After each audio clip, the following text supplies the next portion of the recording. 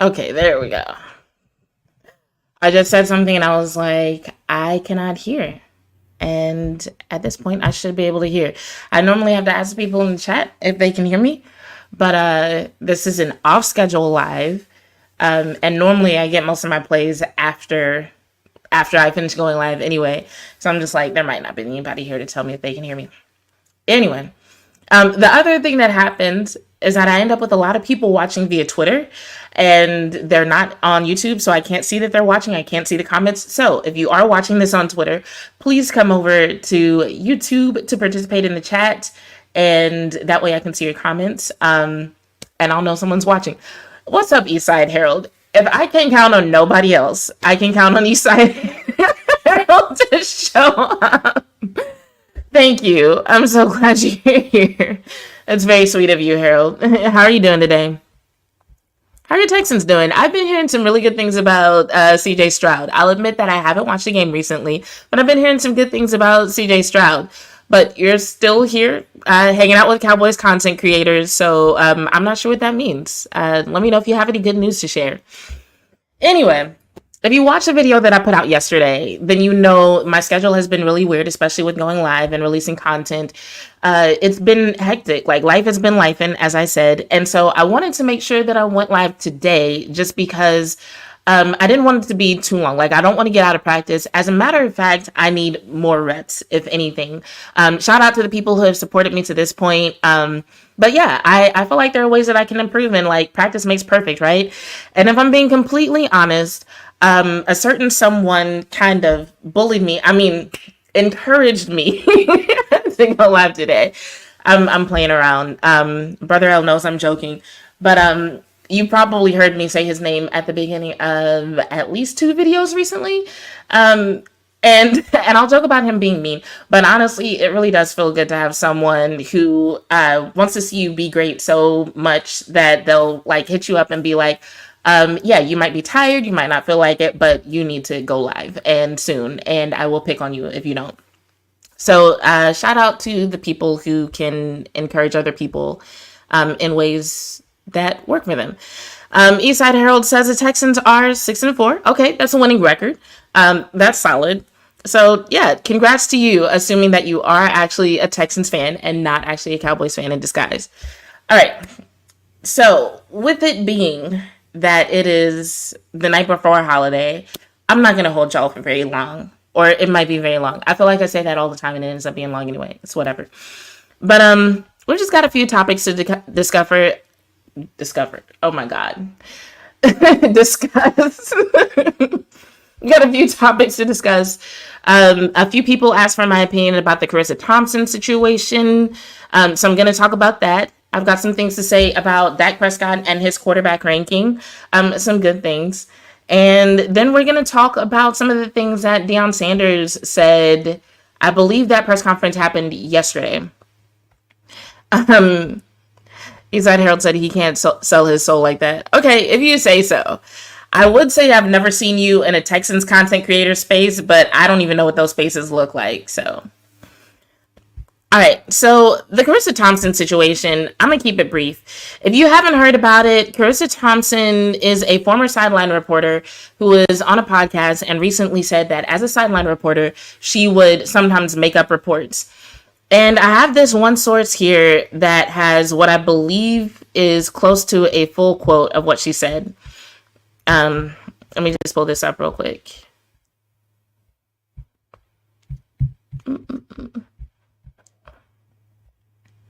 And while I'm pulling this up, just a quick thought, because there was somebody who hit me up recently who was like been a viewer for a long time. And I do kind of miss the days when I could just show up without show notes and had a co-host and could shoot the shit. So shout out to the people who have been there since then and who are still sticking around, even though the show has changed so much. All right. So this is what Charissa Thompson said. Once again, former sideline reporter. She did a sideline reporter for the NFL. And she said this on the Pardon My Take podcast. She said, I haven't been fired for saying it, but I'll say it again. I would make up the report sometimes because A, the coach wouldn't come out at halftime or it was too late. And I was like, I don't want to screw up the report. So I was like, I'm just going to make this up.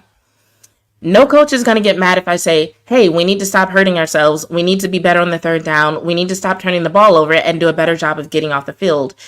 Like, they're not going to correct me on that. I'm like, it's fine. I'll just make up the report. So that was her admitting that she made up reports. Apparently, Erin Andrews corroborated this idea that some sideline reporters will just make up reports. And obviously, there was a lot of backlash for it. And so later, Charissa Thompson came out with this apology. And this is what she said. And I'm going straight into her apology because my criticism of the situation actually involves both her initial statement and the apology. So she said, when on a podcast this week, I said I would make up reports early in my career when I worked as a sideline reporter before I transitioned to my current host role. Working in the media, I understand how important words are, and I chose wrong words to describe the situation. I'm sorry. I've never lied about anything or been unethical during my time as a sports broadcaster.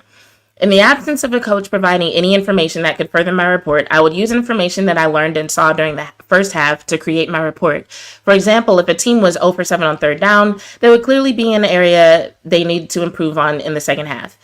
In these instances, I never attributed anything said to a player or a coach. I have nothing but respect for the sideline reporters and for the tireless work they put in behind the scenes and on the field. I am only appreciative and humbled to work alongside some of the best in the business and call them some of my best friends. And give me 1 second. I'm going to turn this down because I've got a headphone in my ear and the echo is kind of fucking with me. So here's my thing. First of all, she said that she never made anything up and she never attributed it to a player or coach.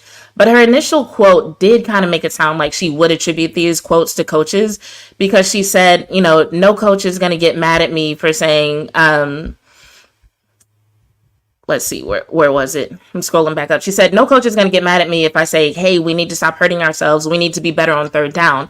The way she said that made it sound like she's saying it as though it came from a coach. So that was just one little idiosyncrasy that I noticed between her initial statement and her apology. And I guess if you want to take her at her word, I'm not about to go back through all her work as a sideline reporter and be like, oh, here's something that she said, a coach said, and we don't see them. I don't really care that much. The thing that stood out to me was the fact that she just didn't seem to acknowledge her impact on sideline reporters at all.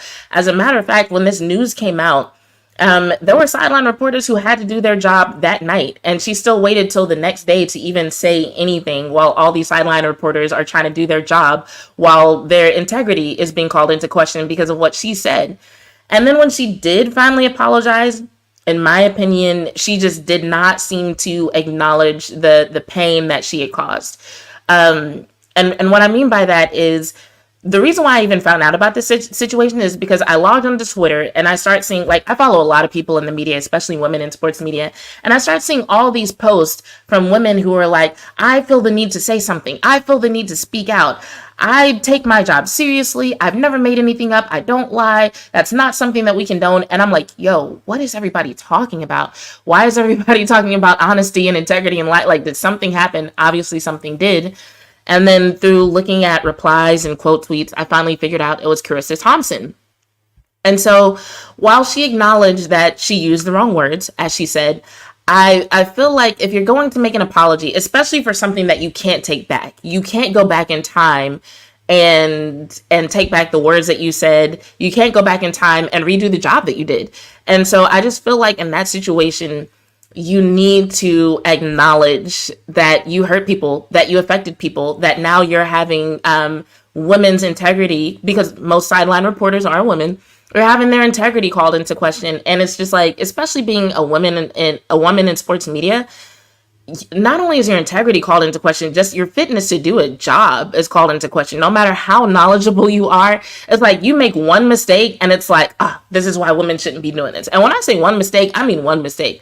I'll never forget, as a writer for Inside the Star, the first time that I got a name wrong, or the first time that I got a fact slightly incorrect. And it wasn't like a major incorrection. It was like I said somebody had done the most of something, and there was like one person who had done it more in a specific situation. What basically happened was I saw a tweet from the Cowboys PR department, And I wrote a story based on some of the things mentioned in that tweet, and I basically interpreted it wrong. So part of the fact I got wrong. And when I tell you, they jumped on me in the comments in ways I've never seen them do to any of the other male writers for Inside the Star. Not only that, but I remember being in a Twitter space during the draft season for the first time, and I openly admitted, I was like, hey, draft shit is new to me. This is new. I'm also new to watching film, so I don't know a lot about these guys. And I had this one guy, even after I said that, like, try to grill me about this one player that they were talking about, and he was doing it obviously with the intent of embarrassing me.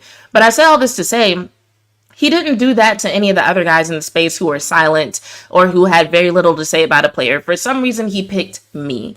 And that is just like a tip of the iceberg of what women deal with, you know, and I'm a woman. I barely have a name in this shit. Like, most people don't even know my real name. Like, I got a lot of subscribers who probably know the name of the podcast, but if you were to ask them what's my name, they'd be like,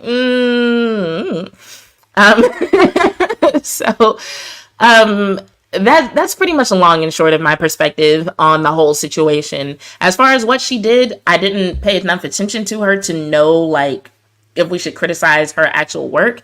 But I just felt like, based on what I saw in terms of the reaction, I felt like the apology fell short.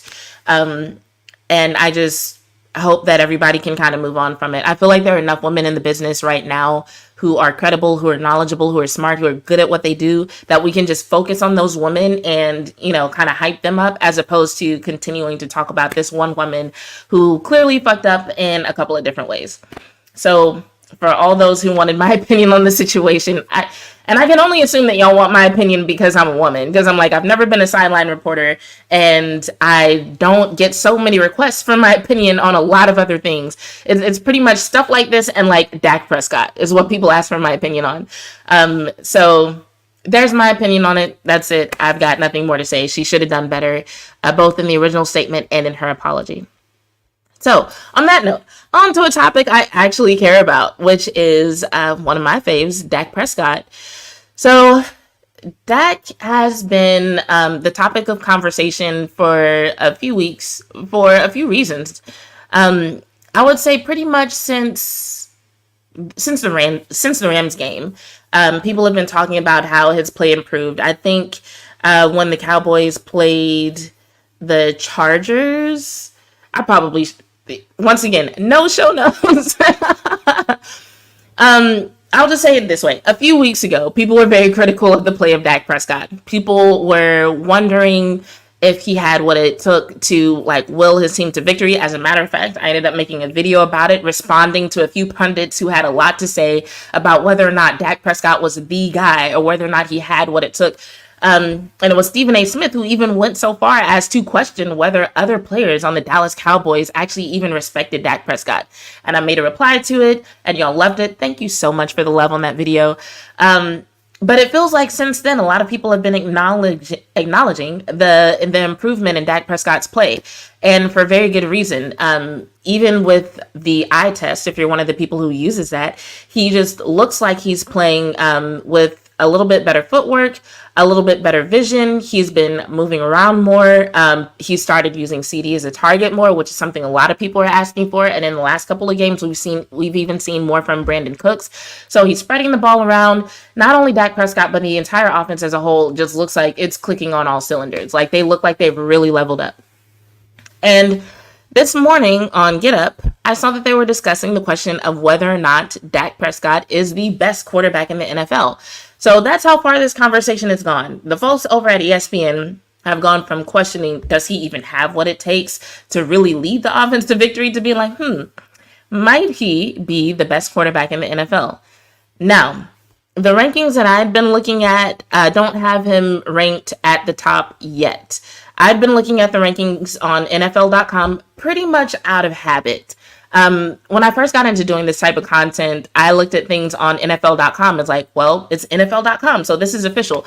But actually, it's just this one dude who writes a column. The NFL Quarterback Index happens to be his column, so he writes about it. But apparently, via PFF, he is ranked number one based on quarterback grades. Now, on NFL.com, however, he's still ranked at number 4. And the three quarterbacks ranked above him are Jalen Hurts, Patrick Mahomes, and Tua Tagovailoa, in that order. And so the reason why I wanted to talk about this is mainly because while people might have their different opinions on it, because obviously the guy who writes the column for NFL.com doesn't feel like he's number one yet. And a couple of the people at ESPN feel like he's improving, but there's more to see. But PFF, based on the grading system that they use, they do think that he's at the top of the list. But it sounds like more people than not feel like he's not quite number one yet. And spoiler alert, I think he is. And in a minute, I'm going to tell you why. But I saw Eastside Herald said something, so I'm going to see what this question is. Harold said, how can you feel confident in Dallas knowing they haven't beaten a team over 500 this season? You know what, Harold? I'm going to get back to you on that. We're going to talk more about Dak Prescott, and through my answer, we're going to get to my answer to this question. So, I want to pull up what was said on NFL.com, just because I feel like some of the things that were said are some of the reasons that a lot of people are still ranking Dak Prescott as something other than number one. And so the person who wrote this his name is Nick Shook. He writes for Around the NFL, and his weekly quarterback index is what it's called, is always on NFL.com. So he lists Jalen Hurts as number one, and he has Dak Prescott down at number 4. But one thing that I like about his rankings is that he does have little blurbs for his rankings. I said at the beginning of the season, I said, if somebody doesn't even give you a take, they're not even worth arguing with. Because sometimes it's so easy to just throw Dak Prescott somewhere on the list, somewhere ranked lower than what people think he should be ranked. And then people get all worked up. And then you get impressions, you get engagement, you get all the stuff that you want as a writer, as a content creator. So this guy actually has little blurbs. So that's another reason why I read this. So there's a take here, so it's worth responding to. So for Jalen Hurts, who he has listed as number one, he said, Monday night was far from Hurts' best performance, and the passing stats reflect this. 14 of 22, 150 yards, 1 interception. But Hurts showed incredible fortitude, fighting through struggles that stretched far beyond the quarterback and even included some curiously conservative play calling to make a few key plays in the most important moments against Kansas City. His first rushing touchdown of the game, a 10-yard scramble up the middle of the field, was an example of Hurts instantly recognizing a weakness and exploiting it. And his other great play, a 41-yard rainbow to Devontae Smith, set Hurts up for his second and decisive rushing score of the night. He and the Eagles offense needed the defense to win this one, but Hurts also had to deliver. He did just that. Now, what I'm hearing is he's acknowledging that Hurts actually wasn't that great, but he's putting him at number one because of his fortitude, because he overcame conservative play calling, because he made a couple of plays and took advantage of weaknesses. So he's like, yeah, Hurts tried really hard. He didn't actually do that great. He didn't actually produce, but he tried. And so for that, he deserves number one. Now, let's scroll on down to where Dak Prescott is at number 4.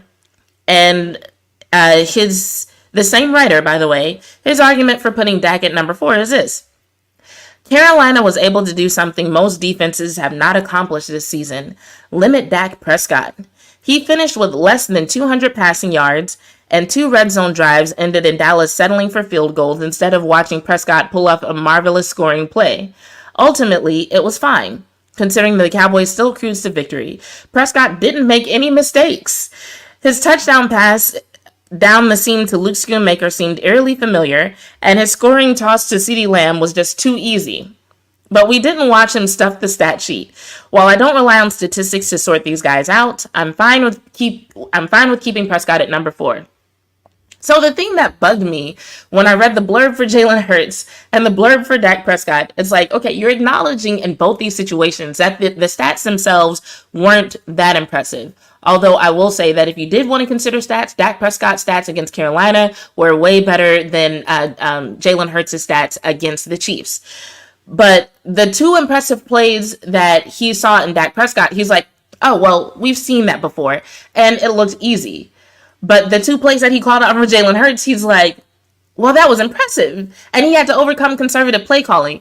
And I'm like, overcome conservative play calling. I'm like, did you watch the game? The Cowboys were out there, in terms of play calling, basically treating it like practice, dude. I'm like, they're running these hybrid wildcat formations and all this other stuff that, like, while the scoring plays we were used to seeing, there was a lot of stuff on the field in terms of how people were being used and in terms of some of the formations that we were seeing that were not familiar, that were clearly stuff that they were trying out because they just were that confident in the idea that they'd get a win over the Panthers, that they were like, you know what, this doesn't look like it'll work, but we're gonna try it anyway.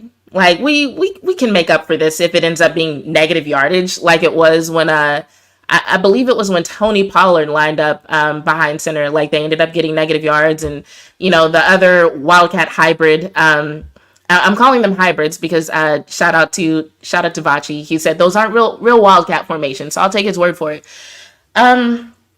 But yeah, so we were seeing all kinds of strange stuff. So maybe it wasn't conservative play calling, so to speak. But there were some plays that weren't even set up for Dak to get yards. Like he literally wasn't even getting the ball snapped to him. They were not set up for him to get yards. But somehow that wasn't taken into account whenever you considered where Dak Prescott should be on this list. So I don't know. That's just my personal gripe with this personal list, or with this specific list, I should say. But when it comes to Dak Prescott and his play right now and where he should be ranked and how we should look at him, here are a few reasons why I think he should be considered number one. The first one is the most obvious one. He's actually ascending. He's actually trending upward. A lot of these rankings lists happen week to week. And if you look at the 3 quarterbacks for this list who are ranked ahead of him, which is Jalen Hurts, Tua Tagovailoa, and Patrick Mahomes, all of those guys, the past few weeks, they actually have been playing below their usual standard. Like, literally, this guy said that he doesn't look at stats. But if you do look at their stats, if you do look at their passer ratings and at their quarterback rankings, for the past 2 or 3 weeks, at minimum, I would say for the past 3 weeks at minimum for each of them, they've all been performing below what their average is. Whereas Dak Prescott, his ranking has been going, or his ratings have been going up. Both his passer rating and his quarterback rating, they've been increasing. He's been performing and putting up numbers above average.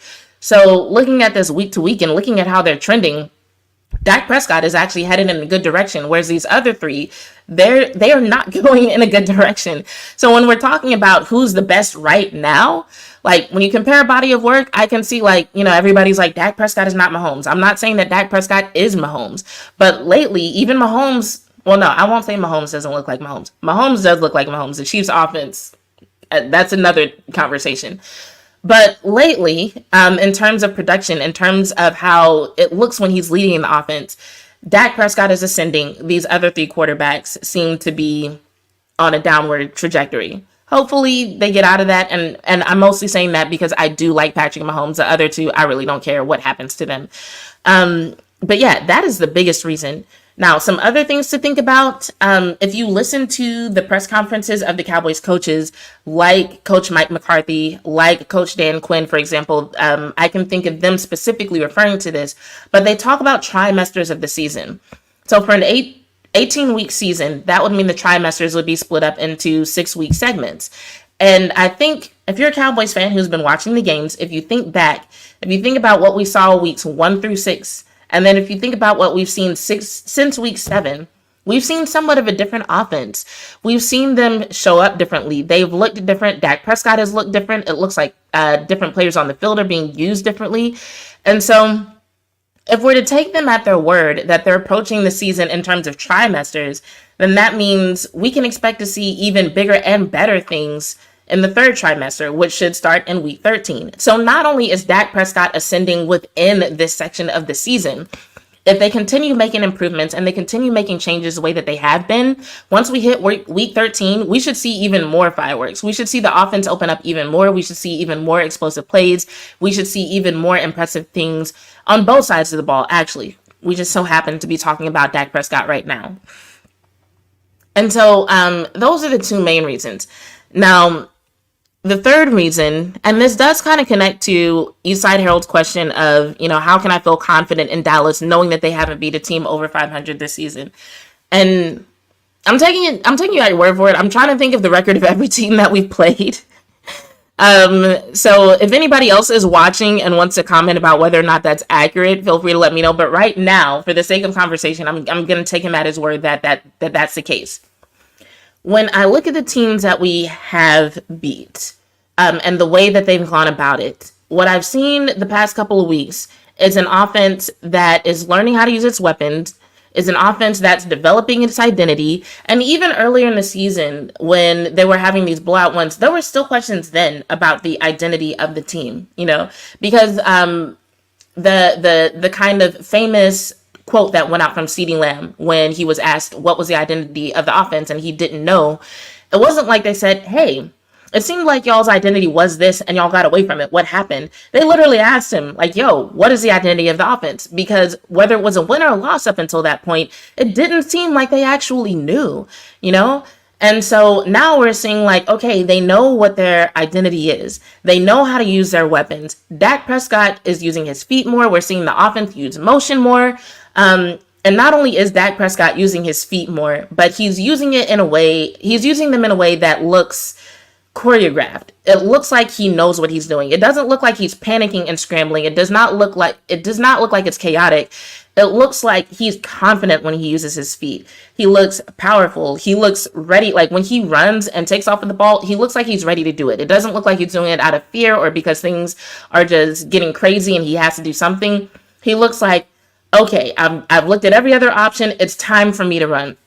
So they look like they're really grasping this offense. They look like they're really getting on the same page. Even it wasn't Schoonmaker, it was Ferguson. Even Ferguson talked about it in one of the games. He was like, oh yeah, I saw from the position of the linebacker, I knew that the ball was coming to me, so I made sure and did da-da-da-da. So you can hear in what they're saying that they're starting to see the same things on the field in terms of the tight ends and the receivers, seeing the same thing that quarterback, I cannot talk today, seeing the same thing that Dak Prescott is seeing, and making sure that they know what to do whenever they see certain things. So they're on the same page in the sense that it's almost, I don't want to say that they're telepathic, but, it almost feels like mind reading in the sense that they look at something and Dak knows what to do. The targets know what to do.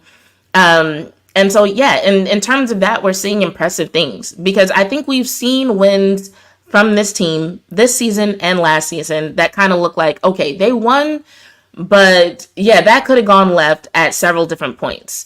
Or we've seen them go against teams that we expected them to really blow out, but it ended up being closer. Like the score ended up being closer, or just based on, once again, the eyeball test, it just looked like the game was more than a challenge and it felt like it should have been. But what we've been seeing the last couple of weeks is a team that knows what they're doing. Even as this particular writer said, he tried to say that, Dak didn't stuff the stat sheet. Okay, maybe he didn't. But if you're watching that game, it didn't look like he couldn't. It looks like he didn't because they decided to approach the game a different way. They decided to try some things that led to Tony Pollard getting yards. They decided to try some things that led them to seeing like, okay, let's see how a defense responds to this or that. And maybe we can use this look in the future, or maybe not. So of course he didn't stuff the stat sheet. So for those reasons, Eastside Herald, I feel really good about the way this offense is looking. I feel good about where things are going. And so I do feel like the next time we are up against an over 500 team, we're going to see a very different version of the Dallas Cowboys than the last time they faced an over 500 team. I'm really looking forward to the Eagles game, if I'm being honest, because I think they're going to show up as a completely different team in that game. And honestly, the last time they faced the Eagles, it was actually pretty close. In terms of football being a game of inches, that last game between the Cowboys and the Eagles was a perfect example of where that phrase came from. We're talking about several situations where actual inches made the difference between getting points and not getting points. So that's why I feel confident. Feel free to ask me any other questions if you have any. But on that note, how long have we been here? About 30 minutes. Okay, this is solid. Because I do think I'm going to overlap with Pick Six Sports, but I do kind of want to watch them tonight. And when we get out of here, y'all all should too. Check out Pick Six Sports. They go live every Friday, and they're awesome. But I do want to talk about some of the things that Deion Sanders said recently. So if you saw the video that I put out, I said some things about Colorado based on some of the things that Deion Sanders said in his post-game press conference after Colorado lost to Washington State. And I'm not going to take back anything I said, especially when it comes to the fact that Shedeur needs to shut it down for the season. I still believe that. I still like a lot of the things that I said about Coach Prime getting better acquainted with the identity of the team. Definitely still believe those things. But in terms of Coach Prime's attitude, some of that may have been due to the fact that he was sick. And I say that because I thought the press conference that he did yesterday and his energy was completely different. I texted someone before I saw this interview and I said, yo, I've never seen Deion Sanders look so human, because during the press conference, he was asked a question about having a tough time leading the team. Like, he was asked something to the effect of, I can't remember the exact wording of the question, but it was something about going through a tough time with the team. And Coach Prime said something like, yeah, this is the toughest time period of my life. And I was like, damn. Because normally Coach Prime does not admit when things are tough. And so for him to say, oh, this is the toughest thing I've experienced in my entire life, I'm like, whoa, he is not responding well to losing. And so I texted someone and I was like, I'm not gonna lie, I'm kind of worried about him. This is different. We've never seen him look this human. But I got to watch the entirety of this interview and I was like, okay, it seems like he's feeling better. It seems like he's bounced back from this illness. And he honestly looks like he's back to his old self in a lot of ways. So I cut out some of the most important parts of this interview. So yes, we're about to do a watch along, because he said a few important things. And like, I did a watch along with his last interview and I was kind of critical of him. Not saying, once again, I'm not backing off most of that criticism, but I do feel like I owe it to the people who do watch some of my Colorado content to also address some of the things that he said in this interview and talk about what I agree with and what I don't, and basically give my perspective on a lot of the things that he said. So we'll watch that, talk about it. If you have any other Dallas related questions or anything like that, though, feel free to post them in the chat. Once again, if you are watching on Twitter, especially if you do the thing. So there's two ways to watch on Twitter. You can watch where it's like a normal Twitter post and you can reply like as a tweet, like at me. And then you can also like click into it. And it opens up this full thing screen where you type in comments and they kind of disappear. If your comments are disappearing, I'm never going to see those. I don't know where they go, but I never get to see them. But also, if you're watching on Twitter and you're typing something, I'm not going to see it in real time. So if you want me to see your comments in real time, come over to YouTube. There's two easy ways to find our YouTube. You can either go to YouTube and just type in Bitches Love Sports Podcast. We should come right up. Or you can go to bitcheslovesports.com and just click on the button for our YouTube and then come find us. Or just click on one of the other YouTube videos that is on my Twitter. But anyway, let's go ahead and pull up this video and we're going to talk about it. For anybody who's wondering, yes, I did cut out some parts of the interview. So if it feels like it skips through at points, that's why. You as well. Curious how Shador's feeling and if you still expect. Hold on. I'm going to see if there's a way. My laptop is not, the volume controls aren't working. So I think what's going to happen is I'm going to end up not being able to talk during the video. I'll have to like pause it and then give my content or give my commentary. So I won't be talking during the video like I often do.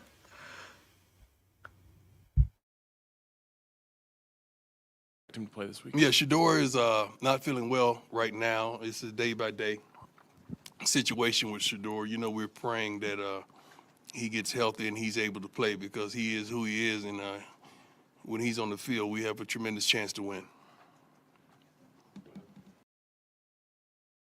Okay, so I'm going to reiterate what I said before, which is that Shador needs to shut it down for the season. If you keep saying like, oh, Shador isn't the type to shut it down, he's going to want to play. But this is one of those times where you absolutely have to step in as a coach and save a player from themselves. The fact that that game happened Friday night. And so it's Wednesday night and you're still saying that Shador Sanders isn't feeling well. Like, you're not playing for a bowl game. You're not going to have a winning season. And I know y'all want to win this game. And he's going to talk about it in a second, that he wants to end with an exclamation point. That's all well and good. But if that exclamation point comes at the cost of your quarterback, the guy who's supposed to be your starting quarterback next season, and who also happens to be your son, and who also has a very promising future as a professional quarterback, I think this is one of those times where you say, hey, I know it would be really cool if you could get us one last win on the season, but honestly, sit down, recover. Don't worry about this. Hi, Coach. Troy Finnegan, CU Sports Report. At 4-7, it would be tempting for a lot of the guys to be kind of looking ahead to the offseason. What's next? How are you and the rest of the staff keeping them focused on trying to get a win this weekend? Well, we have a theme of each week, and we try to focus. We got to finish. We got to finish. Anything not with a period, exclamation mark, question mark, or whatever. It's not something that's finished like a sentence. We got to finish, and I want to finish with an exclamation mark. I don't want to finish with a comma, in a run-along sentence. I want to finish. And these guys, one thing, they practice their butts off today, man. I ain't see no quit in them. I didn't see no poor little old me. We had a tremendous meeting this morning and kind of got some stuff out that was been in the house. And, I'm not one to walk away from whatever was said. Let's say it. Let's say it in front of all of us now. Let's get it on. Let's get it over with. Who said what, and let's go. Why he said, why you felt like that. Let's do this. So that happened this morning, and it was tremendous. I love it. Okay, so that's what I was talking about a second ago as far as like finishing with an exclamation point. It's one of those things that sounds really good. And it's like if you're talking to your team and you want to hype them up and be like, yes, let's finish with an exclamation point. Yeah, it sounds good in terms of like hyping up the team. But is it a reason to really put at risk the health of the future of the team? I don't think it is. Shedeur, like, he's not dealing with one injury. There's no way he is, because between the numbness in his hand and his ankle, and also what we saw earlier in the season with his limp that seemed to be due to some sort of hip injury, not to mention just generally the toll that it takes on you to get sacked almost 5 times per game. No, I do not think that you should risk it, especially when I know he says that the guys are fired up, but in his last interview, he also said that he didn't have a good beat on the identity and culture of the team. So while they might look fired up, even when they're supposed to be fired up, the offensive line just did not seem like they were showing up to play. I just don't think this is a game that you should risk Shedeur's health. Let's see, we've got a couple of comments. Clement said, thoughts on the Cowboys' last 7 games: Washington tomorrow, Seattle next Thursday, Philadelphia December 10th, at Buffalo, at Miami, Detroit, at Washington. You're asking for my thoughts? I'm gonna need you to be more specific, dude. I'm gonna be honest.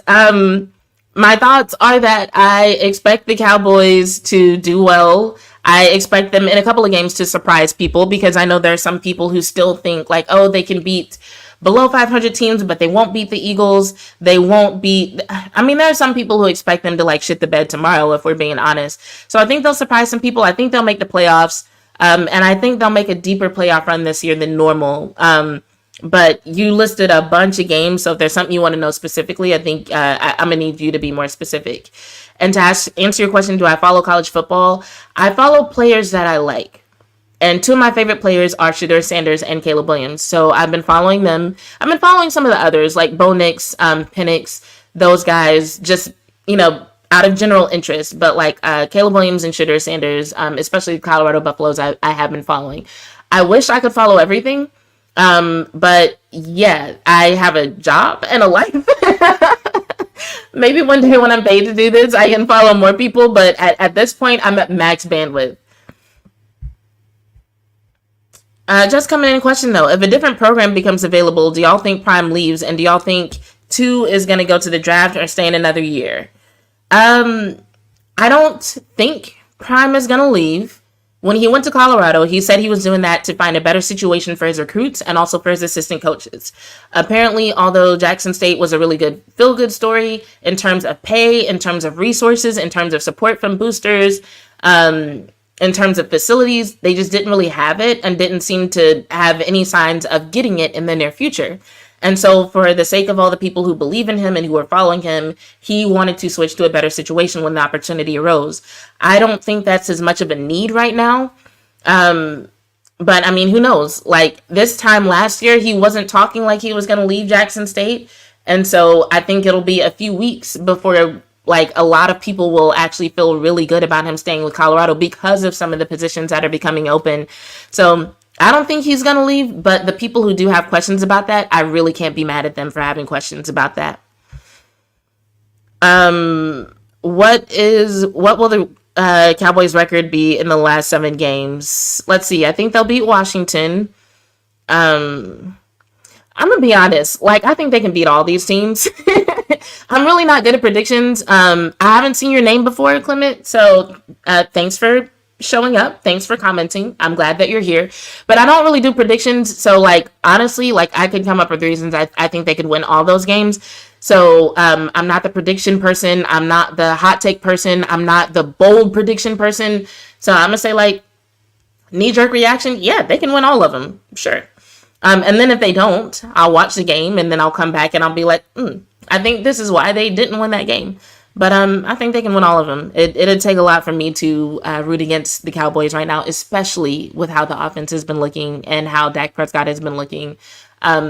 They've just got so many weapons and so many things working in favor of the team, and they've got the momentum right now. So I really do think they could win out. I hesitate to say it like that just because I don't want to jinx anything, but like they're looking good right now. They're looking good. Mills said, facts, Jazz, as long as we're in the playoffs, that's all that matters. That's what I'm saying, dude. Like, at the end of the day, I expect them to make the playoffs. So, yeah. They'll get to the playoffs, and then after that, you know, it's single elimination. So they're going to have to handle business week by week. 100% of it. Hey, Coach. What is your philosophy going into recruiting, and how has it changed, if it's changed, with what you've learned from this season? Philosophy going into recruiting, we want players that want us. Trying to convince somebody and doing that and being held hostage financially, we ain't with that. We want players that want to be a Colorado Buffalo and want to come here for all the right reasons. Academically, the city is so darn beautiful. It's just ignorant. It's so beautiful. And just people that want to be a part of what we're building. We're not going to buy anybody whatsoever. So that's how we approach it. We have tremendous needs. I'm pretty sure everybody in the country know what we need and how much we need. That's not a secret.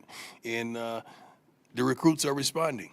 Trust me, it's not a day that goes by that kids aren't blowing our recruiting staff up. I mean, or blowing Shador up and in his DMs, or Travis, or some of the key players on the team.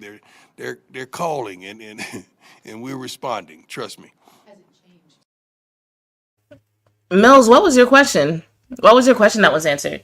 But in response to what he said, here's what I found interesting. He was asked what his philosophy was in recruitment, and he's like, yeah, we're not going to buy anybody. And so I'm wondering if there are a lot of recruits or their families or their parents who are thinking, because of what we've seen in some of the social media and YouTube content that's come out about this team, in terms of them, you know, having certain types of jewelry and certain types of NIL deals, if there are people who are approaching him in a very forward way about that, because that's not what that person asked at all.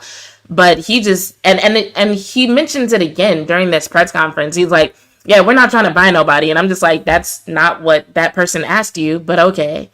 Mill said, oh, would Prime leave and would 2 stay? I didn't answer the part about 2 staying. So yeah, there's no sign of Shador leaving. Everything that's coming out in terms of anything that Shador had said or anything that Coach Prime had said sounds like Shador is going to stay another year. People have thoughts on that. People have feelings on that. All I'm going to say is if he does stay, they better make some major improvements. I mean, overhaul that offensive line, because I feel like any quarterback in his position, if he were not Coach Prime's son, people would be expecting him to transfer out at minimum, because he is literally taking a beating. And for someone with as much skill and talent as he has, it's really a shame. It's hard to watch some games. It is not like they're just getting to him. They are putting him in the ground repeatedly. And he's the most sacked quarterback. He's also the most hit. He's also the most pressured. And he's, like I said earlier, he suffered several injuries this year. And yeah, it's just really sad to watch someone with so much potential deal with all of that. And I just hope it doesn't have a long-term detrimental impact on his play and on his health, because he doesn't deserve that. Since last season when you came in? Yes, because last season you had to fill a void of everything. This year you're more directed. You know what you have, you know what you don't have. You've seen how we react under pressure, you've seen how we don't, and you know what you need. So now it's more focused on, let's go fulfill the needs. You had to just fill the kitchen up, old Mother Hubbard, went to the cupboard and wasn't nothing there. So we had. Okay, so my first time watching this, that part was hilarious to me. I don't know how many of y'all know nursery rhymes, but the nursery rhyme Old Mother Hubbard says, Old Mother Hubbard went to the cupboard to get her poor dog a bone. When she got there, the cupboard was bare, and so the poor dog had none. That's how it goes. This man said, Old Mother Hubbard went to the cupboard and was none there. And I'm just like, is that how you learned it? That's not how I learned it. This man is so silly, but let's keep going. To fill the kitchen up with everything. Now it's more directed and more accurate on, okay, we need 3 of those, we need 2 of those, we need 1 of those. That's pretty much how we're going at it. And we have we know what we want and we're gonna go get it. I promise you that. Thank you. Hey, Coach, Tyler King with the Denver Gazette. Just another quick injury thing. We saw Travis, I think it was in. Okay, before we talk about Travis's injury, who's another player that's taking a beating, but we'll get to that in a second. But yeah, in response to what he's saying about we know what we want, we're gonna go get it. I know that they know what they want. Everybody knows. Anybody who's watched this team more than twice this season knows what they need and what they're gonna go get. So I really do hope they go get it. Honestly, the most hilarious part about that whole thing was Old Mother Hubbard went to the cupboard and wasn't nothing there. That needs to be a tweet and a shirt. But there's no way to know how genuine that smile is, because we really don't know what's happening in terms of recruitment, right? We don't know who's going to commit. We don't know who they're talking to. But I do think everybody is on the same page as far as what they need. And they need a lot. But he's going to talk more about this later, but in a more subtle way that I think relates to some of the criticism that he's been getting. So I just want us to remember that he said that, so that way when we come back to it, you all know what I'm talking about. When I'm like, earlier he said this. So just keep that in mind. Second half, make that incredible catch down near the goal line, but he came up a little. He looked like he was injured on it a little bit. How's he doing this week? He's gonna be all right. We usually don't practice on Tuesday, so he's gonna be okay. We're trying to rest him a little bit, then he'll go towards I think he'll start practicing tomorrow. That's what he normally. If I'm being honest, Travis Hunter is another one that doesn't need to play this weekend. Like him, Travis, Shador, Shiloh, they all just need to chill. Let the scout team do it. Let somebody else do it. Just the O-line, the defensive line, they're not doing what they need to do, and you're putting people at risk. Like, hang it up until next year when we can feel a little bit more secure in the health and safety of these players. He does each week. Ariel Arsudo, 9 News. With this week, when there's no bowl to play for or anything like that, are you now playing for pride? Well, I think you should always play to win. I don't know about pride. You got to play to win. You got to play to the best of your ability. You got to play because that's what you chose. This is the life you chose. Nobody's forcing you to go out there to play. Like you got to want this. You may not have the same amount of hand claps that you had at the beginning. You may not have the same amount of noise and the same amount of fans or the same amount of passion, but you got to figure this thing out, and you got to play. If you do end on a win, how would you rate this season?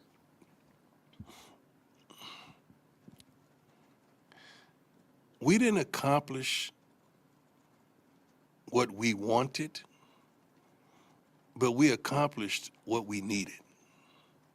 I think hope is instilled tremendously in this city, in the student body, within this team, within this building, and you see the direction that we're headed. So when the things that you look to as a loss, some kind of way I see it as a win. I think we didn't do, certainly, what I wanted to do. But we're doing tremendously much more than what was done. So you got to put it in perspective. There's some things that we accomplished that are tremendous. There's some things that we didn't. But we're taking a step in the right direction, 2 steps in the right direction, as a matter of fact. I'm proud of these young men. I'm proud of the coaching staff, the student body, and the support, the fans nationally, not just locally, has been phenomenal.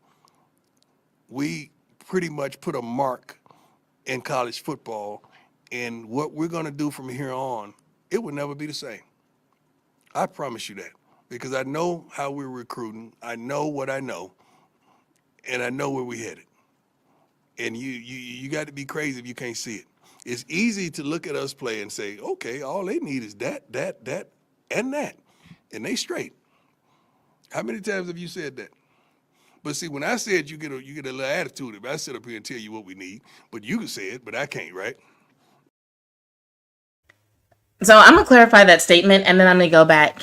And Mills, I have something to say to you specifically, so keep watching.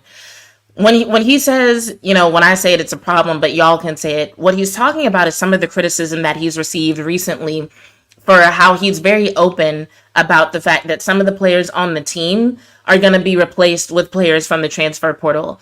And there are some people who are saying, okay, maybe he's saying that to light a fire under them and to motivate them to do better so that they can fight for their spot and try not to be replaced. But there are some people who they'll be discouraged by that, and then they won't show up on game day. They won't they won't be fired up by it. They'll be discouraged by it. They'll be like, oh, he's going to replace me anyway, so what's the point? So that's what he's referring to there. And I see both sides of it. I see how you might say, like, if somebody thinks like that, if they hear that and their instinct is to give up, they're not fit for a Coach Prime team, which is true.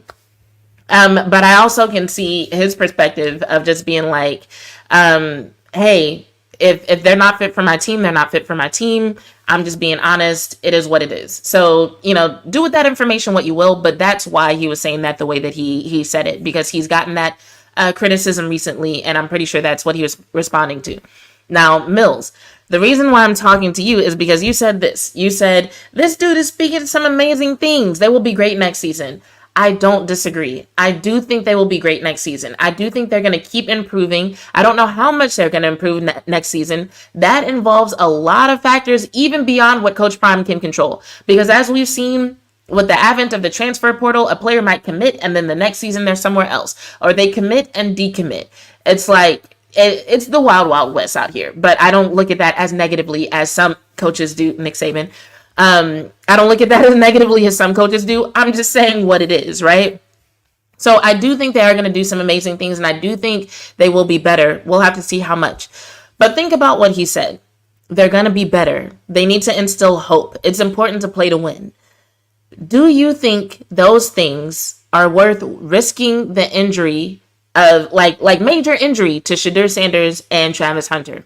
And I'm talking major injury. And the reason why I'm saying major is because some people might be like, okay, well, if they get hurt, they have the offseason to recover, so on and so forth. But there are some injuries that literally, even with surgery, take like a year to bounce back from. And even after that year, you might not be the same. And so we're talking about 2 players who are already currently injured. 2 players who are very important to the future of this team and all the hope that he's talking about and this future where they do so great. These players are very important. They are currently injured. It is Wednesday and they are injured now. And we're saying that they need to play a game on Saturday that will not get them into a bowl game, that will not give them a winning record. Is hope really worth that risk? Especially knowing that the O-line really isn't changing. So the beating Shedeur has been taking, he's probably still going to take it. Is it really worth it for the amazing things that he's saying and for the hope that he's talking about?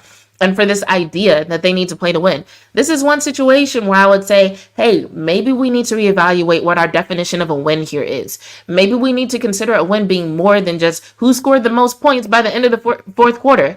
Maybe a part of a win here should be Shedeur Sanders coming out of all this healthy, or, well, he's already not healthy. Shedeur Sanders coming out of this without a major injury, with only things that, he'll need the next few weeks, maybe a couple months to fully bounce back from. And maybe the best way to ensure that is to shut him down and say, yo, you're not playing this one. For this game, a win is going to be seeing what we have in our backup quarterbacks. That's what a win is going to be. Y'all have backup quarterbacks. You've got an offensive coordinator that's still trying to, fill his way with the team. Just let it go. It said, so basically shut it down and have a tryout for next season. If so, I agree. I don't even think there needs to be a tryout. I think you can still say he's going to be the number one. And I say that because we haven't seen anything from the backups that suggests they would take his spot, not in practice and not in any game. They put the backups in the most recent game, which is part of the reason why I'm saying shut it down. Because whatever he was dealing with in terms of the numbness in his hand and the injury to his ankle and whatever other lingering injuries, there were several snaps where he could not go in. So we're talking about putting him in on Saturday when this past Friday, he was already at a point where he wanted to go in and could not. So why are we like, get back out there? Like, it's so unnecessary. It's so unnecessary.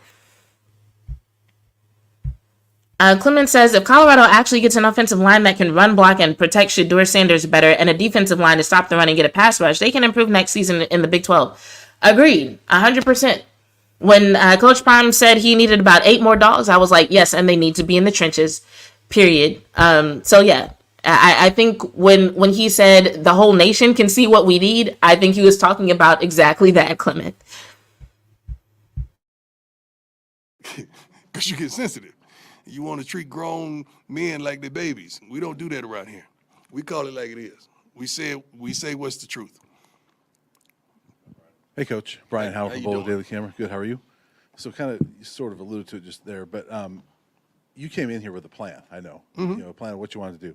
So how important, even through some struggles, is it for you you're going to stick to that plan? And The plan has not been aborted. I mean, we right on schedule with the plan. The plan is to improve every darn thing we touch. Did we say I'm laughing because he's like, oh, yeah, we right on schedule with the plan. This man can put a positive spin on anything. Did this team get better? yes. Isn't there hope and still? What's the problem? Somebody tell me what's the problem. So what you're trying to say is we didn't live up to whose expectations? Because I know this team. I know what this team is capable of doing. So what didn't we do? Oh, Coach, you didn't win but 4 games on the point. Yeah, that's 3 more than we did. So, say, you got to understand, man, I'm going to find a smile in the middle of a frown. I need somebody in the chat to tell me how you find a smile in the middle of a frown. I'm pretty sure they're opposite. So all of y'all who have been commenting today, please tell me how you find a smile in the middle of a frown. Find that thing. Right? But, I mean, you didn't, as you said, you didn't live up to your expectations. Yeah, my expectations are out of the darn park. You got to understand, man. I mean, come on, man. Yeah. What's those little 4 heads that's in California? What they call those? The people faces engraved? Mount Rushmore? Yeah. Come on, man. South Dakota. I set up there. It's in where? South Dakota. I thought it was in LA all this time. Wow, my geography. That's the Hollywood thing? That's what I thought. I'm sorry. Thank you for educating me. Jesus, South Dakota. We're going to attribute that to you being under the weather. Yeah, no. I've been under. You have no idea. Under the weather. 8 pounds lighter, though. I'm happy about that. I have a follow-up question to that, though. Yes, so sir. you have that plan, you're sticking to it, but is there also a fine line between, as you go through it, there is some adjusting you have to do to the plan because you realize some You things? find out little things about people, places, and things that you got to make adjustments. Yeah, because when pressure's on people, you find out who they are. So you find out some things, you have to make adjustments. You have to call some things. One thing about it, when I make a move, I don't look back on it. It is what it is, and you have no idea what prompted that. Players, coaches, administration, any darn thing. So we're good, man. You got to understand, we're good. We might not be where we want to be, but we sure ain't where we used to be. And I think all of you real Colorado fans, shoot, you should be clapping right now saying, woo, you guys, darn it. Tom, Dick, Harry, and Larry came to the game this year. You know, everybody, their mama was here. And we're going to continue that. We're going to continue with that bravado, and people talking about, oh, you humble now. I'm going to keep going in a second, but I want to comment on what he just said about how real Colorado fans should feel good about where they're going. Now, to some people, that might sound like kind of bullshit, if we're being honest, because it's like, wait, the team had a 4 and whatever season, or, maybe a 5 and whatever season by the time it's said and done. And you want to talk about who showed up? But in the world of college football, those things actually do make a difference. Like getting certain levels of broadcasting, getting certain time slots, having a certain size audience, having a certain amount of support from boosters, from brands. Those are the kinds of things that can help recruit good players to a team with a losing record that they normally might not look twice at, especially in the age of NIL. And especially if I'm being honest, sometimes the way the drafts go, it feels like having a lot of buzz can actually even boost your draft stock. So I'm not really mad at him for saying like, yeah, Colorado fans should be excited that, we sold out these games and so many people showed up and we got these interviews and we were on these shows. I'm not mad at that. But before we continue, I do have to point out this man has now messed up a nursery rhyme and basic geography. He thought Mount Rushmore was in California. Someone help him. Mel said, Prime is so from my genre.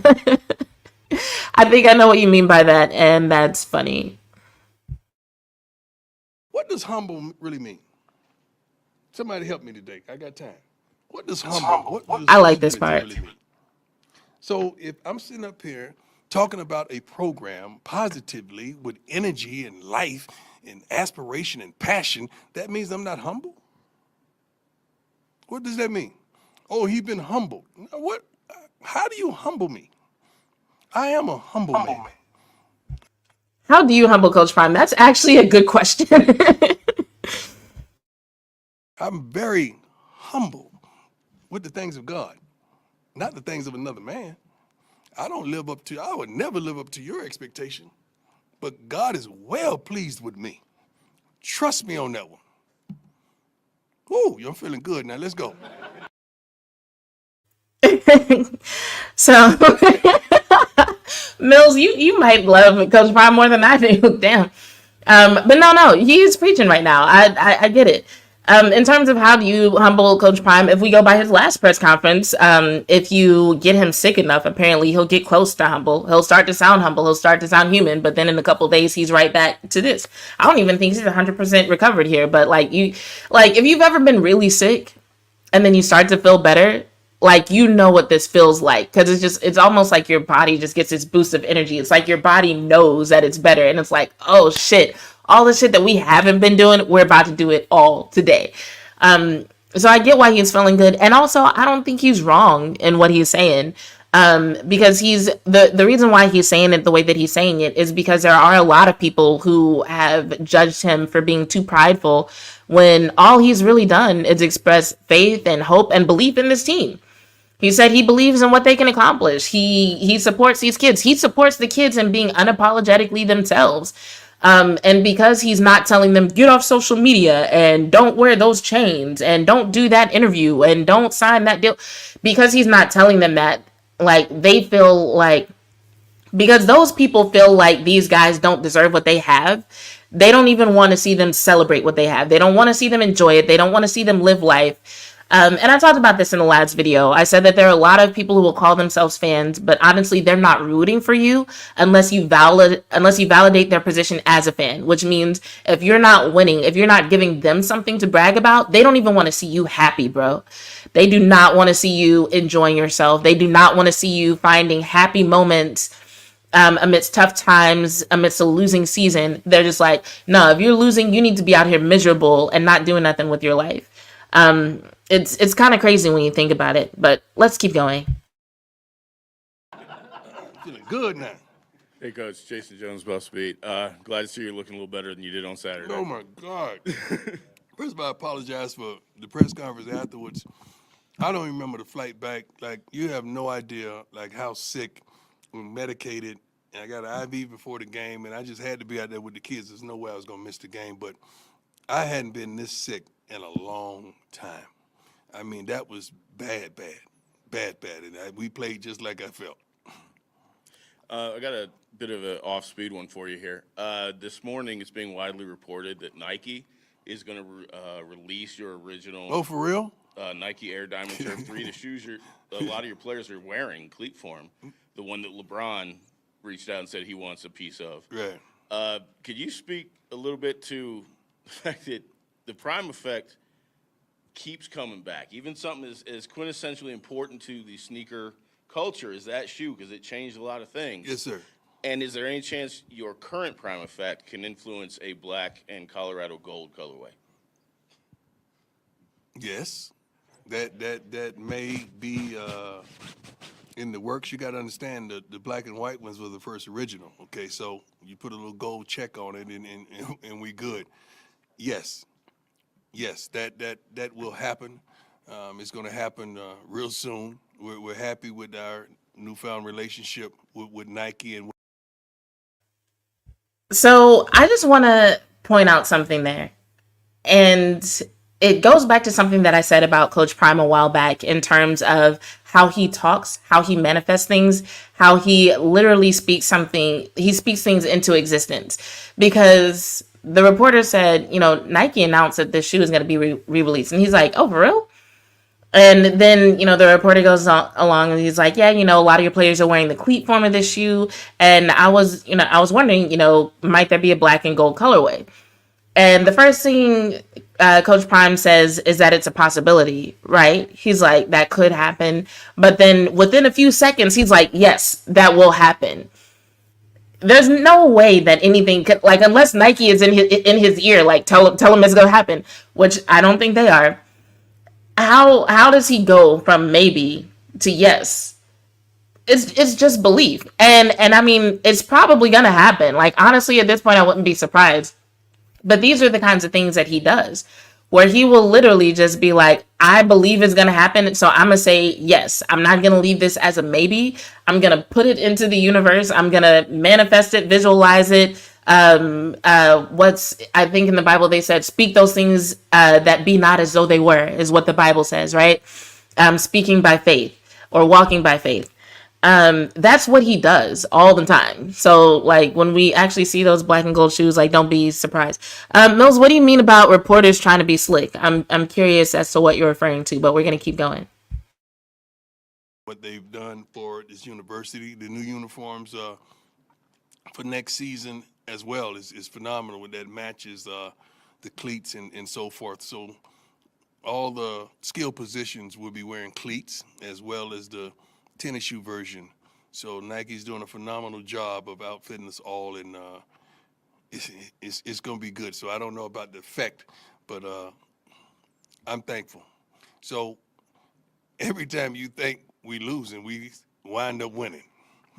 Every darn thing you think, well, they losing. No, baby. It's how you look at it. This is actually something else that I mentioned yesterday, because a lot of the people who want Prime to be more humble, a lot of the people who think they don't deserve what they have or whatnot, there also seem to be a lot of people operating with the assumption that the buzz is dying down.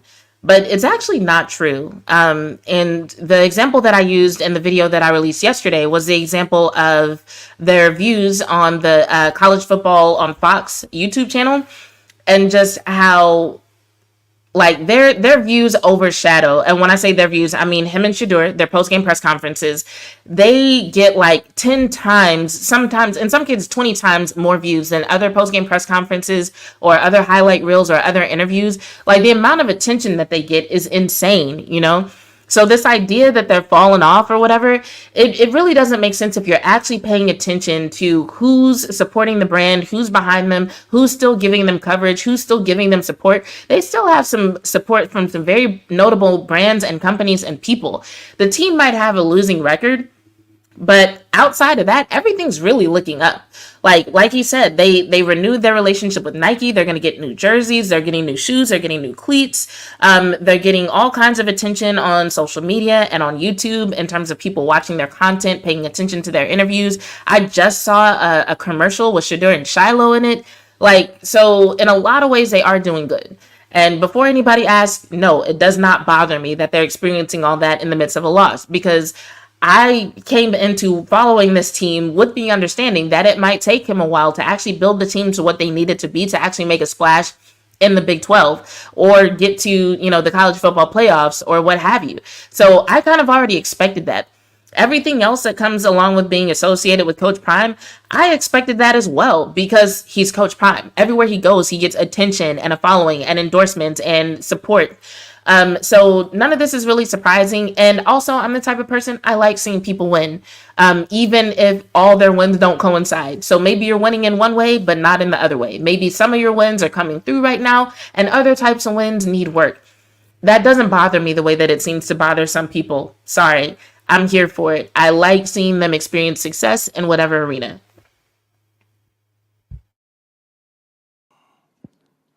Hi, Coach. Adam Tiger, 24/7 man. Sports.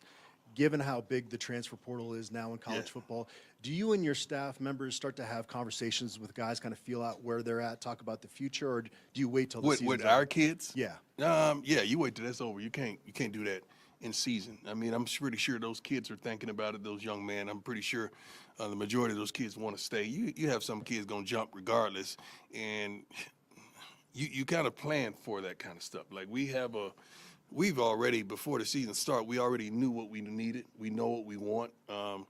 Even by portal or high school kid, age and stuff to that nature, we've been there. I think I showed Rick the projections and what we're trying to get well before the season even started. I showed him those, because everything that has transpired is not new to us. We kind of knew a lot of these things were coming. We know where we're weak at. We ain't just go out on the field and find out, hey, we're weak there. We knew that before we went. I just want to say real quick, he said everything that they're experiencing is not new to them. However, in the last press conference, it definitely sounded like losing like this was new to them.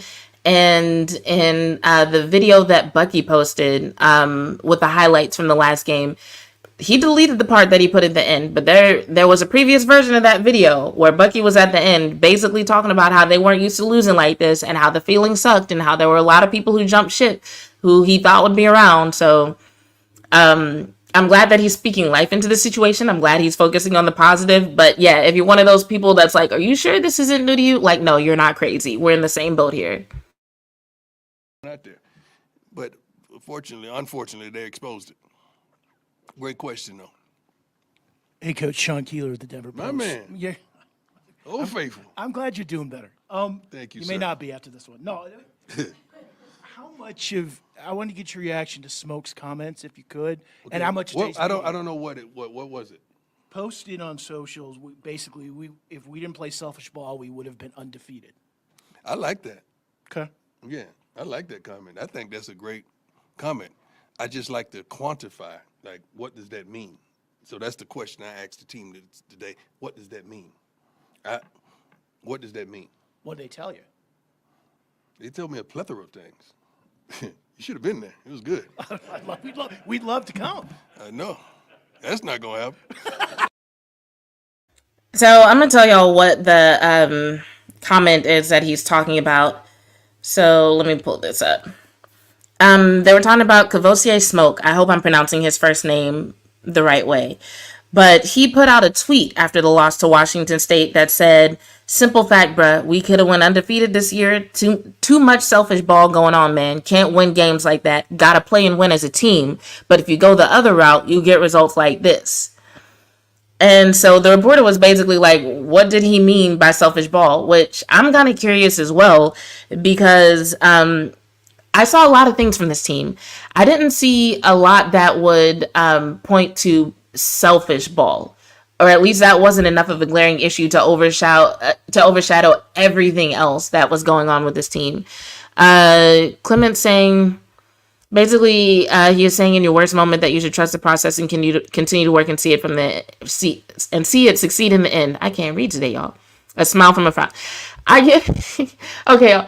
get what he means. I get what he's saying about finding the positive in the negative. I'm just saying the imagery of finding a smile in a frown was weird. I felt like there were better metaphors he could use for that. I wasn't literally, but thank you all for engaging. I appreciate it. Thank you for the comments. Mills said, Prime is a sleek motherfucker.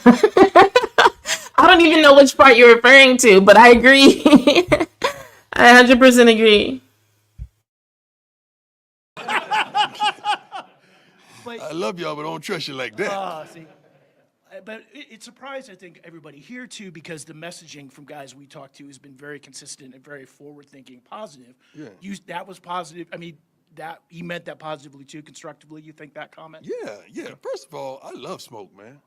Smoke is a great kid. It worked his butt off. That it's played hard, and I'm upset that we didn't live up to our expectations that he had for us. I'm upset about that because you're talking about a running back that's a pro.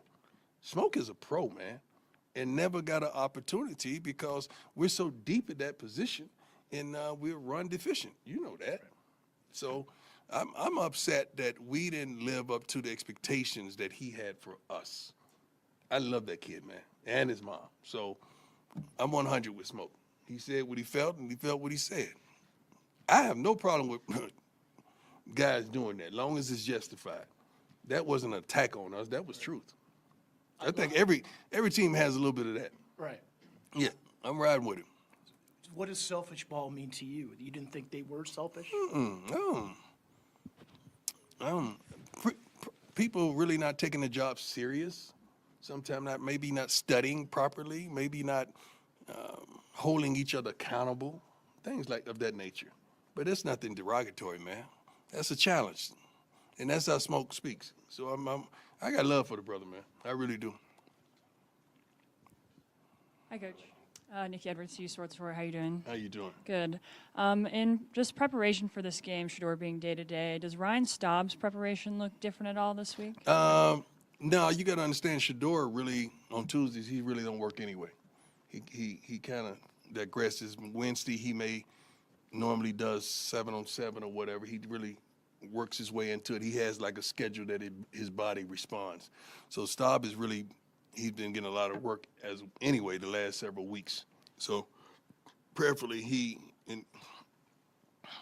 digests the playbook, digests what we expect of him so he could go out there and perform if he's called upon. And he should be. When you were Prime Time, you had such an impact. So I'm not that no more? I refer to you as Coach Prime. Thank you. I appreciate that. But like when you were playing baseball and when you were playing football, okay, you were the player. That Prime. Okay, that yeah, you had such an impact on the game. When you transitioned into Coach Prime, how did you adjust to having less of an impact like on the game that takes place on the field? I don't think you have less of an impact on the field. I love it, and I absolutely love it. I really do. Let's go a couple more. Feeling good today. Coach, Jack Carlo with Buffalo. I love your name, Jack Carlo. like, I love that, don't you? I'm Jack Carlo. Thanks, Coach. Yeah, everything's changed for me with Jack Harlow. Yeah. Popular, but if you know him, I would love to. I don't even know who that is. I just like your name. I have no idea who that is. Jack Harlow? I'm sorry, I don't. He's a singer. He is? Yeah. I just like your name, man. So for anyone keeping score, now Coach Prime has failed in not in nursery rhymes, geography, and pop culture. Like Sam Malone. Yeah. Go ahead, I'm sorry. Seems like pretty much no team in the country right now is immune to decommits. Is that kind of also something that you plan for in the back of your head? I'm trying to figure out how to frame this. A kid ain't even faithful to his girlfriend. You think he gonna be faithful to a school? Like, come on, man. Like that's like an emotional thing. You know what I wish the NCAA would do, honestly, if you're committed to somewhere, you can't go to no other visits. I wish that would be like if you committed, that means you committed. You can't go no other visit. So why would you be committed, but you still letting kids go to other places? That don't make sense. So that means they just playing. They just playing. And one thing about it, we're not an ATM. That's not going to happen here. If you come to Colorado to play football for me and the Colorado Buffaloes because you really want to play football and receive a wonderful education, and all the business stuff is going to be handled on the back end if that's the case. But we are not an ATM. You're not. So that's the second time that he has mentioned not being an ATM unprompted. The first time he was asked about his recruitment philosophy, and this time he was asking about commits and how he felt about commits decommitting. Neither time were NIL deals or money or anything brought up by the person asking the question. So this tells me that it's on his mind. This tells me that it must be something that's come up recently. So if anybody watching, anybody in the chat, if y'all have any information about like why this is such a hot button issue for him, like, let me know, because I'm really curious, because I can't tell if he's just bringing this up to bring it up. Like, he's like, you know, I just want to make sure people understand this, or if something actually happened with a potential recruit, or maybe multiple potential recruits, where he feels the need to point this out and say it. Because like I said earlier, I can see how a recruit or recruit's family might look at being part of Colorado as like, yeah, so y'all got those NIL deals, right? Like, I even think they have like a whole website set up to make it easier to attract potential sponsors or endorsements for athletes who qualify for NIL deals, right? So it's obvious that they take it seriously. It's obvious that they understand that it's something that their athletes could benefit from, and they take it seriously enough to make it easier for potential sponsors and potential endorsers to go ahead and target the athletes that they think would be a good fit, right? But I'm just wondering why he keeps bringing it up in reference to potential recruits and potential commits specifically. So if y'all have any information, feel free to share. Mills said Tua's really a number one pick if his O-line is solid. Maybe. He got special training from Brady. That's a plus. Yes, it is. And Prime is a people person. Yep. He can adapt when odds are against his favor. This is facts. As far as being a number one pick, if you're talking about this year, I don't know.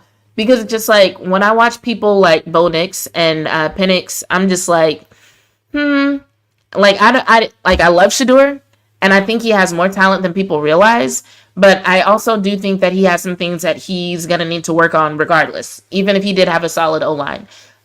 Because like sometimes the length of time that he holds the ball, I think is a reflection of him, of his decision making. So, you know, that's one glaring example of something that I think he needs to work on more than a couple of the other potential number ones. But I do think he would definitely be like, I do think he would be a first rounder. Like, I do think that there are a few NFL teams who could use a quarterback like him. So, yeah, I do think he has more to work on, and he is going to need a solid O-line to work on those things, absolutely. But number one pick specifically, I don't know. Come in here to get rich unless you really come here with a plan to go to the NFL and get your degree. Not to come here and be money bag yo. Okay? Is that a rapper, right? I got that one right. I don't even know him, but that was a good timing of it. Yes, sir. Coach, I'm Ken Flo with community radio station here in Boulder, and I was just wondering, what can the community do to support your efforts with your team as well as with recruiting? Community has been wonderful. I'm skipping through a little bit, y'all. It has been absolutely phenomenal. Some commits come real soon, but trust me, we haven't really lost nothing we want. Mr. Harlow, we haven't lost nothing we want. We truly won't. Trust me on that one.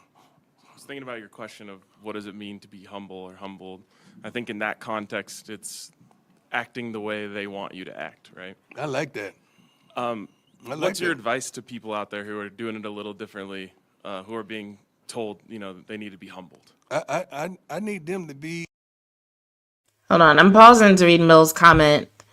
You said he might know that programs throw money around. Deion is simply saying that we will win here. Don't focus on the little money. And then he said, wow, he said what I meant when I posted that. Are you talking about when he said they're not losing anything that they want? I can see that, because I think Coach Prime is the type of coach that even if there was a recruit that he really liked, but then the recruit decided not to commit to Colorado for whatever reason, he'd be the type of person to be like, well, we want people who want to be here. So if he didn't really want to be here, he didn't want to be here for the right reasons, we don't want him anyway. I feel like he's that kind of person. So yeah, I think that that's something that's going to ring true regardless. Unapologetically who they are. I'm so tired of people judging people.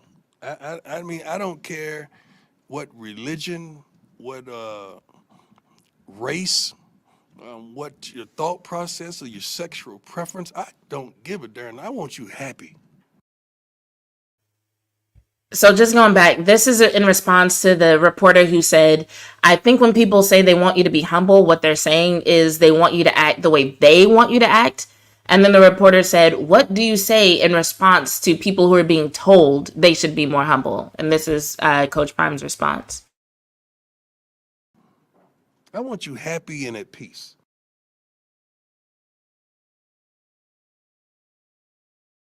So we got to stop that, man. We always judging somebody when they don't come in the package that we want to put them in. And I've never been packaged in my life, and I'm not going to be packaged ever in my life. I'm going to be unapologetically me. I'm going to walk like I walk. I'm going to talk like I talk. I'm going to be who I am. And that's it. And I'm not changing. No time soon. I'm 56, ain't I? I'm trying to make sure. I'm 56 and I have no plans on changing. So Colorado Buffalo fans, I love you. I appreciate you. We're going to win. Just put your seatbelt on. Because the ride going to get a little shaky. It's going to look bumpy, but we're going to win. But the climax that we gave you early on, we're going to get you back there because I know you liked that ride, didn't you? We're going to get you back there. So we have the same passion, the same purpose, and we're going to win. Just hold on. And it's going to be a great ride. God bless y'all. Let's have a beautiful day. And if you're sick, I'm praying for you.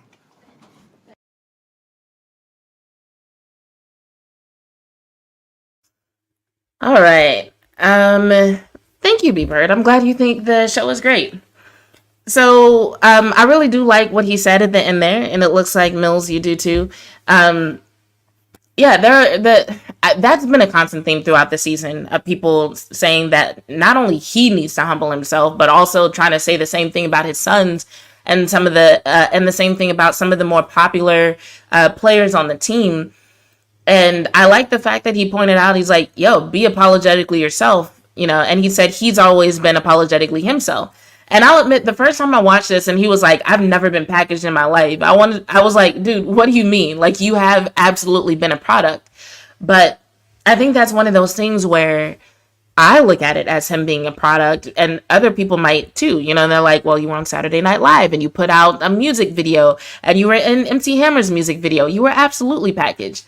But to us, that looks like packaging because we're used to seeing people have to act or put on a front in order to do those types of things. And that's a certain side of them, but I'm really starting to think that, like, no, the Coach Prime or the Prime Time that put out a single with a music video called Must Be the Money, the Prime that we saw in MC Hammer's music video, the Prime that we've seen in so many commercials that put out shoes, that really is just who he is. That's, it may work for commercial purposes, but that really is just who he is. And I think that's why his sons have gravitated to that lifestyle so easily as well, because it really just seems like a culture among the Sanders family. It seems like something that he's instilled in his kids to just understand their value, not only as human beings, but also what they as human beings can do in terms of actually getting resources and connections and financial compensation for who they are.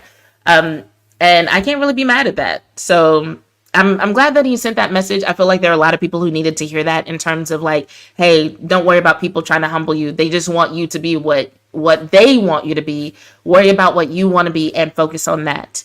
So that being said, last call for questions about anything, because I'm pretty sure, Pick Six has been going for a while, so I want to catch their show. I've been going for over an hour, so I want to get out of here. I want to go put on something comfortable. I want to go put on a onesie and chill and actually be productive. I got to cook tomorrow, y'all. I'm excited. Still no actual content schedule, but huge shout out to the people who showed up and watched tonight and were active in the chat. It's really encouraging to have that happen and to know that I took some time off and showed up on an off night and I still had several of y'all show up and interact with me and engage in the comments. I really appreciate that so much, because next time I'm like, well, maybe I shouldn't go live at this time, or has it been too long? I'm gonna be like, well, no, because like last time Mills showed up and, you know, we had a good conversation for like an hour and a half, and he loves Coach Prime, and so do I. So if nothing else, we can talk about the Buffaloes and Coach Prime, and it'll be a good show. So I really do appreciate y'all, especially at this stage in the game. That is super, super motivating. And I hope the audience continues to grow.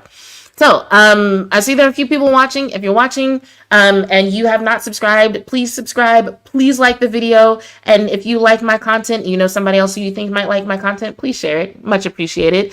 But on that note, have a happy Thanksgiving.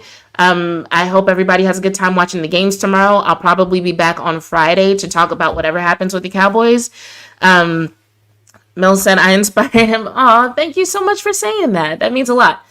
But yeah, shout out to everybody. Have a good Thanksgiving. Be safe. Enjoy the time with your family. And I'm gonna get out of here and prepare for that myself. So on that note, I'm Jazz Monet. This has been a BLS podcast, and I'm out.